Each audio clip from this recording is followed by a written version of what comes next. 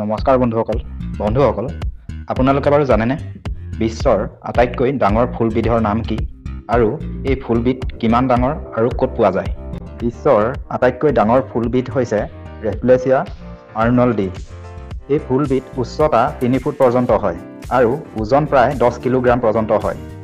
আপোনালোকে এতিয়া হয়তো ভাবিব পাৰে যে যদি ইমান ডাঙৰ ফুল হয় তেন্তে ইয়াৰ গোন্ধও চাগে আশে-পাশে বহু দূৰলৈকে খুব ধুনীয়া গোন্ধৰে আমোলমোলাই থাকে। আচলতে এই ফুলবিধ দেখাতহে ডাঙৰ, কিন্তু গোন্ধৰ ক্ষেত্ৰত একেবাৰে বেয়া গোন্ধ। মৰা শৰবোৰ গেলিলে যেনেকুৱা গেলা দুৰ্গন্ধ ওলায় ঠিক তেনেকুৱা এই ফুলবিধৰ গোন্ধ হয়। সেইবাবে এই ফুলবিধক কৰ্পছ ফ্লাৱাৰ বুলিও কোৱা হয়। এই ফুলবিধ ইণ্ডোনেছিয়াৰ বনাঞ্চলত পোৱা যায় আৰু এই ফুলবিধ পৰজীৱী ফুল, অৰ্থাৎ এই ফুলবিধ নিজৰ গা গছ নাথাকে, অন্য গছত ভৰসা কৰি ফুলে। যেনে কিছুমান গছত ভেঁকুৰৰ দৰে কাঠফুলা ফুলে, ঠিক তেনেদৰে এই ৰেফ্লেচিয়া আৰ্নল্ডি নামৰ ফুলবিধ তেনেদৰে ফুলে। শেষত আৰু এটা কথা জানি থওক যে এই ফুলবিধ দেখাত যদিও ডাঙৰ, ই কিন্তু মাত্ৰ কেইদিনমানৰ বাবেহে ফুলি থাকে, তাৰ পিছত নিজে নিজে গলি কমি যায়।